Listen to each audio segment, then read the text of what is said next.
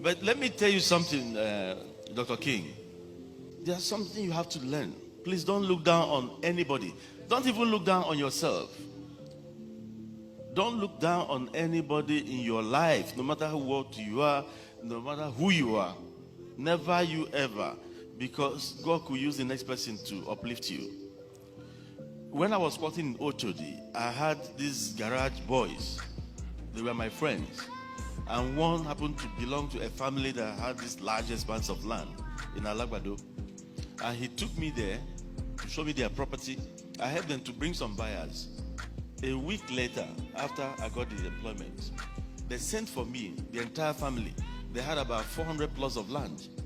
They said they were giving it to me to sell on behalf of the 400 plots of land. Yes, in Alagbado. Apart from Nureni Yusuf, the former Air Vice Marshal, may so rest in peace, I don't think there was anybody who owned anything apart from families bigger than me by 1991 over there. So they gave me to sell. That's where you have AIT now and some other. They gave them to me to sell for 5,000 naira in 1990. 400 plots of land. Yes, each one 5,000 naira. And what will be my own? I asked them. They said anything you put on top is yours. We're not going to pay you commission. So I started settling. I saw the first 6 plots. The first thing I did was to go to National Concord, the Chief MKO Abiola's National Concord, one of the biggest newspapers in those days. I went there, I put my money there, run adverts. It was selling like hotcake. So if I'd sold 10 plots, I'll be making 50,000. In those days, 20,000 can buy you a brand new car. So I was making millions.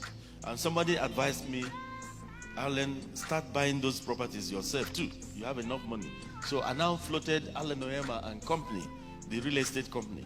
So I bought about 87 of those plots myself. At the time, I increased my price to 20,000, 30,000. So money was everywhere. Of course, I had my own share of stupidity as a young person. I was living in Airport Hotel for 2 years. Yes. I had my... and that was wrong. I like that confession. Yeah. That my own share. Oh Lord. Don't you ever emulate that. Because youthful exuberance, but I was working very hard.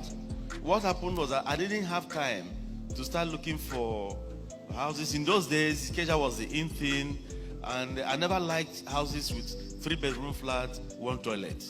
So to get anything that is en suite in those days was difficult.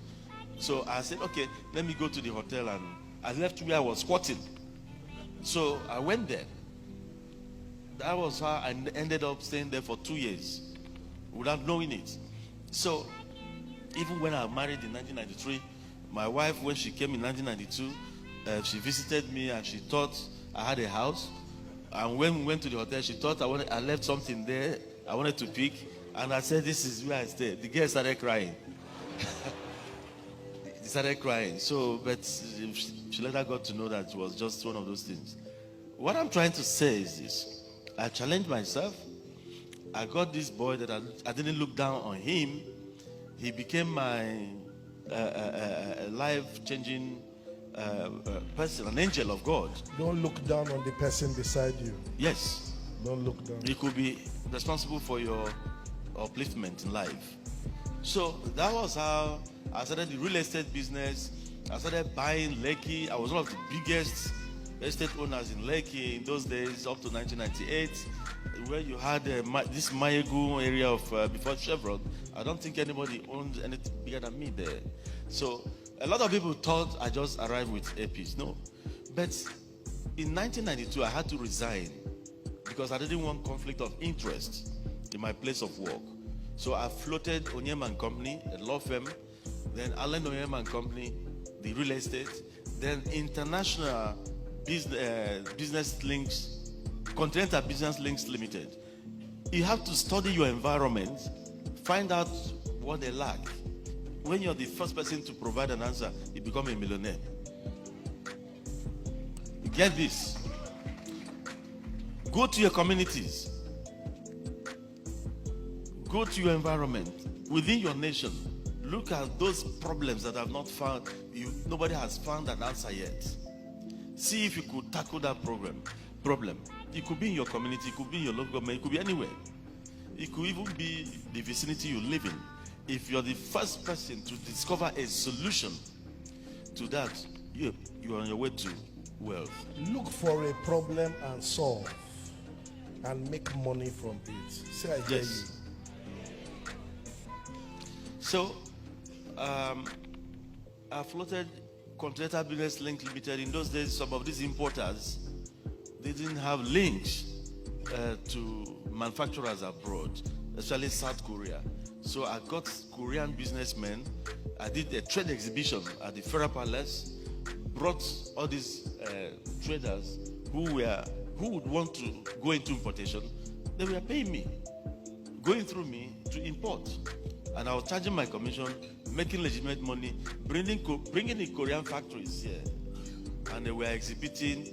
The Koreans were paying me, Nigerians were paying me, millions rolled in. I'm talking about, I made my first millions at the age of 25. That was why I married very early too. I married at the age of 26. You married at 26? Yeah. My parents made sure I married at 26, but I was making too much money and many, understand. I understand. But I was a good boy.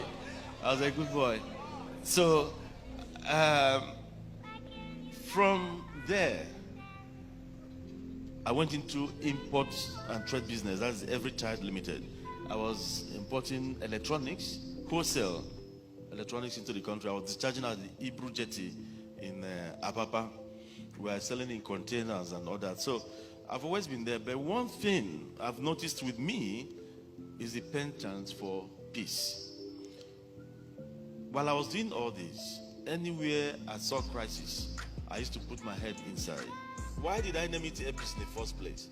I've told you, most of my businesses is Peace This. I'm the owner of All-Time Peace Media Communication. I'm the owner of the International Center for Nonviolence and Peace Development. Most of my businesses are Peace This, Peace That. So when I wanted to float the airline, I started asking myself, what then? Peace divine? Divine peace? So we think out with so many things. And I told my wife, air peace. Everybody, my children, they said, oh, that sounds nice, air peace. So we went to the Corporate Affairs Commission. We applied through our lawyers, and they said the name was available. So that was how we bettered air peace. But why did I choose to float an airline? That's another breaking of rules. Trading where even the brave ones fear to tread on. So I've always put out myself to provide solutions where solutions are actually needed. That's what I'm trying to say. In 2007, I was thinking of how do I actually impact lives, because I prayed to God in 2003 when most of my businesses were going down. Help me, God. Give me the means, and I'll give it back to you through helping the lives of the indigent.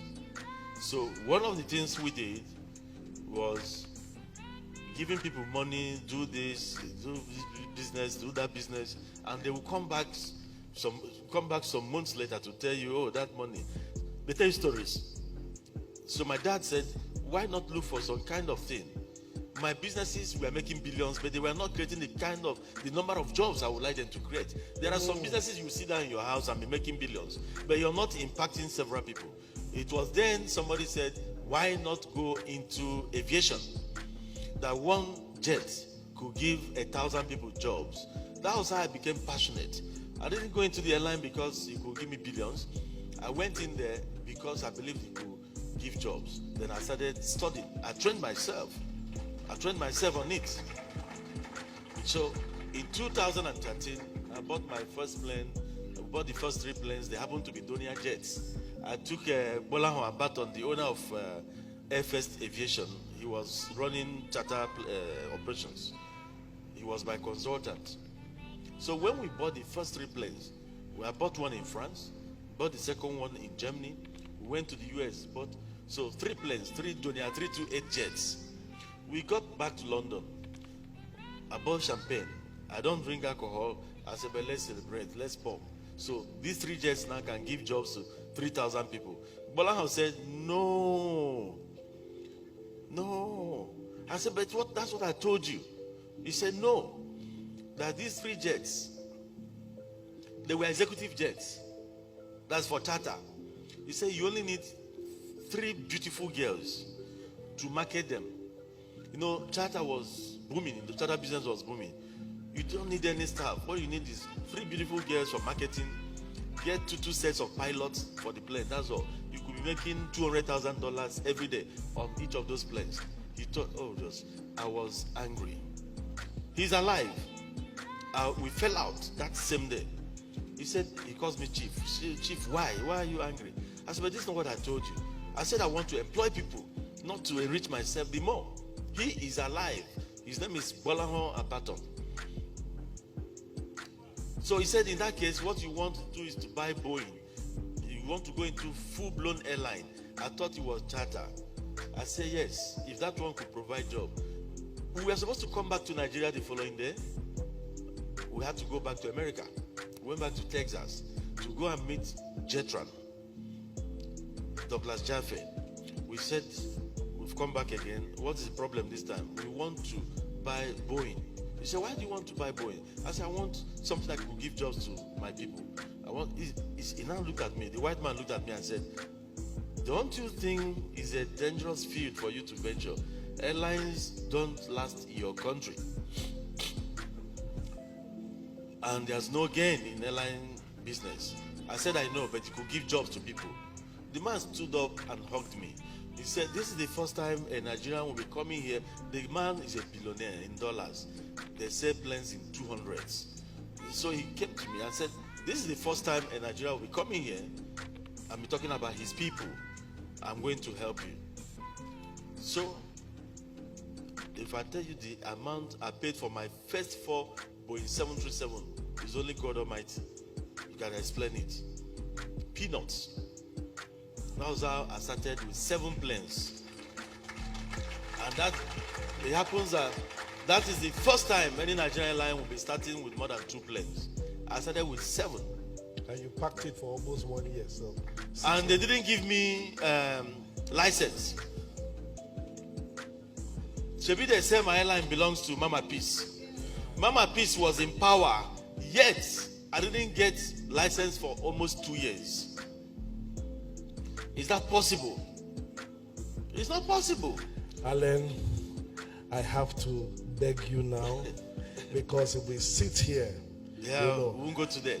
But one of the things I want to tell everybody here, Alan Onyema is a proud lion.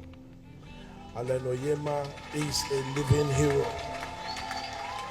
Thinkation. While I was growing up, I was told about heroes. Heroes are people that have died. People that you hear in books. But today we have a living hero. And we recognize you today. We celebrate you today. We acknowledge you today. Is there any disruptor in the house? Let us say thank you for what you do. Why I'm taking you, this memory lane is in your march to success. You're going to meet a lot of stumbling blocks. There are people who will be out there. They may not even know you. Just because you're about to do something, they want to stand in your way. Don't you ever give up. You need perseverance. You need to be focused. You need to have ideas too. You need to process your ideas yourself. That is the only thing you've got. And you need your God also to protect whatever you are trying to do. Air Peace today is the largest airline not only in Nigeria but in the whole of West and Central Africa. And in May, we shall be receiving our first batch of 13 brand new planes. Nobody can stop us as long as God is on the throne, because God will remain on the throne. But one thing I leave with you today is this. 1, Think of how you can touch lives of that other people other than yourself. You might think you're nobody. If you have 1,000 naira, there's somebody who doesn't have even a penny. Out of your 1,000, try and see how you could benefit that other person who doesn't have any. You don't need to be a millionaire to start thinking about selflessness. You need to be selfless in your thoughts, because even the Bible says, love thy neighbor. You need to be selfless in your thoughts. You must try at all times to also be patriotic to your nation. You must seek those things that add values to the community, to the society you live in. Put yourself last in your considerations, and the rest will be history. God bless you all. Thank you. Come on, put your hands for Alan Onyema.